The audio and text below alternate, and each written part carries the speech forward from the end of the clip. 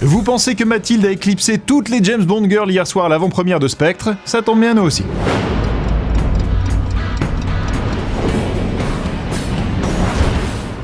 Mathilde n'est pas dans la fanzone aujourd'hui, elle se remet de sa folle soirée passée sur le tapis rouge de James Bond. On la retrouve tout de suite au Grand Rex. Mathilde, c'est à toi. Et oui, Johan, l'avant-première de Spectre, c'était ce jeudi au Grand Rex. L'occasion de voir défiler sur ce tapis rouge, qui est plutôt un tapis noir, un parterre de stars. Léa Seydoux, Monica Bellucci, Christophe Waltz, Daniel Craig, ils se sont tous arrêtés au micro d'Allociné. Écoutez.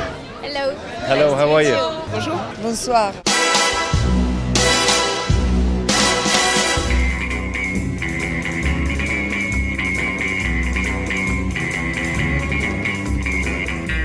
Depuis que Sam Mendes a repris les rênes de James Bond, le héros a renoué avec un passé douloureux, tragique, devenant ainsi un agent secret traumatisé mais qui gagne en humanité. Écoutez. I would hope so, yes. I would hope so. I think he gains, I try and make him as human as possible. He's searching for true love, as everybody is, and, life is hard when you're an assassin, I suppose, but he's looking for the one person that can make him happy. Alors la James Bond Girl ou la James Bond Lady, comme préfère l'appeler Monica Bellucci, c'est un rôle à la fois très glamour et un peu réducteur. Comment aller au-delà de la caricature et créer un vrai personnage? Léa Seydoux et Monica Bellucci nous répondent. Je suis trop âgée pour être une James Bond girl. J'aurais bien aimé, mais non.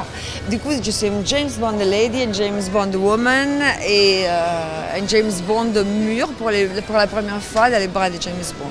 Mais une femme qui continue, malgré la beauté de la jeunesse, elle continue à avoir une féminité et cette féminité va la sauver. Ce personnage-là est très présent dans le film et il était très bien écrit. Donc vous savez, la profondeur, on ne se dit pas qu'on va donner de la profondeur à un personnage, c'est-à-dire qu'il y a un moment où on fait quelque chose de ce qui est écrit sur le papier. Et c'est vrai que parfois c'est un petit peu abstrait d'une certaine façon. Mais c'est aussi, le film se crée avec les acteurs, avec un metteur en scène, avec des décors, avec des costumes. Et c'est ça qui est magnifique. C'est une femme, quelque part, qui, dans très peu de temps, elle a beaucoup de choses à jouer. Du coup, elle est dans la douleur, elle est dans la solitude, elle a de l'espération, en même temps, elle a besoin, elle a peur qu'elle va mourir. En même temps, il y a ce moment de lutte, d'amour et de mort, Eros et Thanatos avec James Bond. Et à la fin, elle va se sauver. Du coup, il avait tellement de palettes, je ne peux pas dire non. Christophe Waltz, ce n'est un secret pour personne, est l'un des méchants les plus emblématiques du cinéma. Un méchant que l'on aurait presque envie d'adorer. Alors comment faire pour se glisser dans la peau d'un tel vilain chaque matin? Réponse avec l'intéressé. À vrai dire, je fais mon travail et c'est écrit, c'est créé déjà de l'auteur et avec les autres, avec le réalisateur, avec mon ami, mes amis sur le set. Après, il y a un cutter, un éditeur qui fait le reste. Alors moi, je suis seulement un tout petit peu engagé dans le résultat.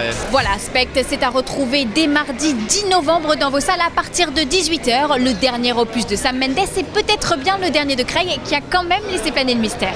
This movie rings like a conclusion. It does? Yes. Oh, well, don't give that away. Goodness me. I don't know.